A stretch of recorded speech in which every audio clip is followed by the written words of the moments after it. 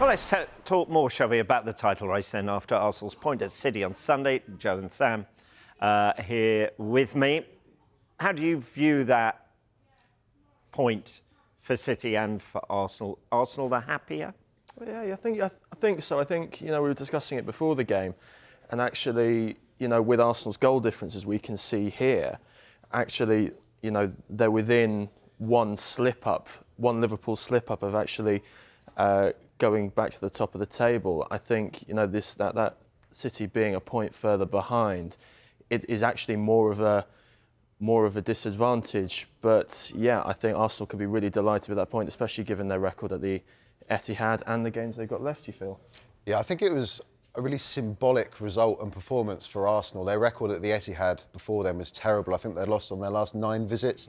Mikel Arteta, as a manager, had only ever experienced losing at the Etihad. So to go there to restrict City's attack in the way that they did, I think City had 1 shot on target. You could see Arteta's celebrations at the end. He was smiling, he was taking the applause from the away fans. So I think it was a symbolic result for Arsenal. It'll give them confidence for this run-in. But there's no doubt he's frowning there, Jurgen Klopp, in that picture. But I would think the biggest smile would be on his face at the moment. Is that fair? Yeah, I think they were the big winners from the weekend, weren't they? They beat Brighton, and then they see Arsenal and City take lumps out of each other, get a draw.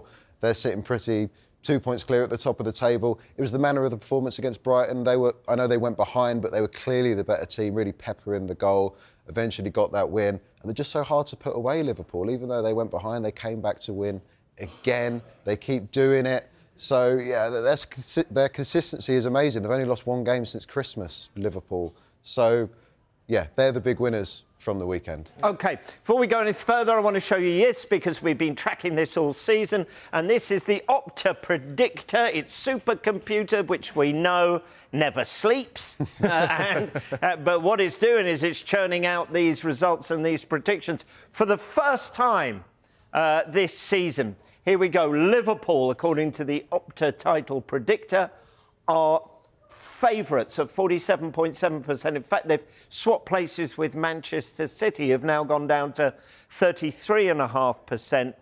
And Arsenal, despite that draw at the Etihad, their win percentage, possible title win percentage, hasn't changed at all. It's still under 20% down there at 18.8%. So now you've seen all of that. What do you both think? Are you surprised by Arsenal and their lack of ground that they've gained on Opta's top 2 favourites, and the fact that Liverpool and City have swapped? Yeah, I'm a huge fan of Opta, but I don't really believe in all this. I actually think all 3 have actually got as good a chance of winning the league as each other. Very, very surprised that Arsenal's percentage hasn't gone up, especially after a really, really good defensive display at the Etihad Stadium. They say that, attacks wins you games, but defence wins you titles. So, yeah, I think, I think Arsenal should be a lot higher, but I think it's really all to play for. It's a 3-way title race, and the best one we've seen for a long time. Yeah, absolutely. I'd echo that. I'm surprised by Arsenal not moving at all. I mean, they're not my favourites, but I certainly would have them at higher than 20%. But who am I to argue with Opta?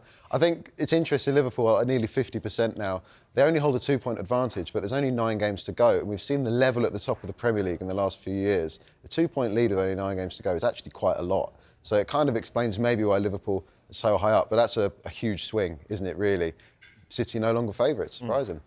Arsenal, not your favourites. That's just in the title race, not in general life. Oh, just in the title race, of course. OK, good. No bias. I had to clarify that one. Right, now, so what we've got Opta, and what we're going to do now is our jam predictor, which is a mishmash of Joe and Sam. So we got you both to predict what you think. So, Sam, we're going to start with you. We're going to look at your predictions for these final games. And points dropped by all 3 teams, but in particular for you, for Liverpool. Yeah, I think it's all about sort of the periods that they have between now and the end of the season. The one that really stands out for me are these 4 games for Liverpool. Everton away, West Ham away, Tottenham at home and Villa away. All very, very tricky games on papers. And let's not forget, they'll have Europa League fixtures within that as well, or they might do. So, you know, the fixture congestion is very strong there for Liverpool. I think they are very good at sort of getting down and winning the last 10 games, but I do wonder, you know, after beating Everton at Goodison Park and potentially getting a win at West Ham, whether it just might tail off slightly. And I think with Arsenal, there's also a period as well where they have Tottenham away and Manchester United away. Obviously, Tottenham away is a very, very difficult game. You know, the Spurs fans will be very, very motivated to go and, you know, stop Arsenal or from winning the title. And Arsenal have a terrible, terrible record at Old Trafford. They've lost there in the last 2 seasons under Mikel Arteta. And for City, well, you know, the one that stands out is, again, another trip to Tottenham. They have a very poor Premier League record there. And then there's the other game I've sort of picked out where they could drop points is Brighton away. They obviously drew 1-1 away at the Amex last season. They had already won the Premier League at that point. But just the way Roberto De Zerbi sets up his side, they gave Liverpool a really, really tough game at the weekend. I think they could do the same to City, and of course City aren't as strong as they were last year. So I think it's very much all to play for. But I think the big sort of overarching point is that these teams may not lose. They can very much sort of, you know, have this tunnel vision, all 3 of them, between now and the end of the season. Yeah, but significant draws costing Liverpool, because I'm looking 21, 23, 23. We will see what that does in a moment. Joe, how about you? You said Arsenal weren't your favourites, so how's that reflected in here? And you have a defeat for Liverpool as well. I know. Well, at first when I did this, I kind of had 9 wins apiece, and I thought, well, that's not going to happen. I've got to put some draws and defeats in there somewhere. I kind of do think Aston Villa away is possibly Liverpool's toughest game in that run-in. Aston Villa, we don't know what they might be playing for league-wise towards the end of the season, but just a trip to Villa Park for any team is a really tough game. For Arsenal, yeah, I've got some, you know, I've got quite a few draws in there, similar as Sam as well. Tottenham away, United away, particularly in the last few games of the season. I think that's a really tough run-in. And then City, I think they've got the easiest run-in. Tottenham away is certainly their hardest game. As Sam said, they've got a really bad record at the Tottenham Hotspur Stadium in the league, but they did win there in the Cup this season, which I think could be quite big for them. They know exactly how to manage the end of seasons. They can just go on these big winning runs. I know they're not quite at the level, they've got quite a lot of injuries, but as we can see here, City still just about my favourites. So we've not got the column here, but I've got them winning on goal difference. OK, which game gives them a significant boost? Because we know their goal difference needs to improve if they're to do that. Yeah, wow. That Tottenham game there hasn't actually been assigned yet. So their last game of the season currently is at home to West Ham.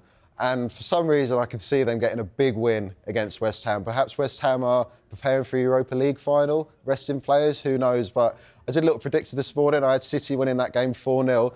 And then it turns out that City win the league by 1 goal. So that's how I see it going. Wow, so that's tight. Sam?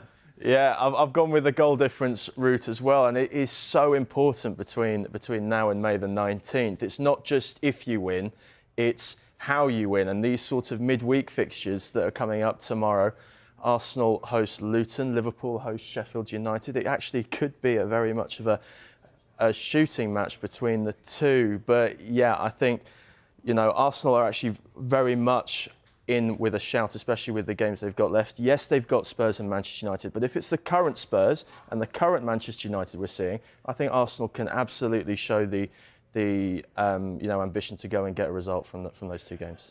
What I've gleaned from this, it's going to be tight. Yeah. And it's going to be exciting. But a bit of fun and interesting to see how that turns out.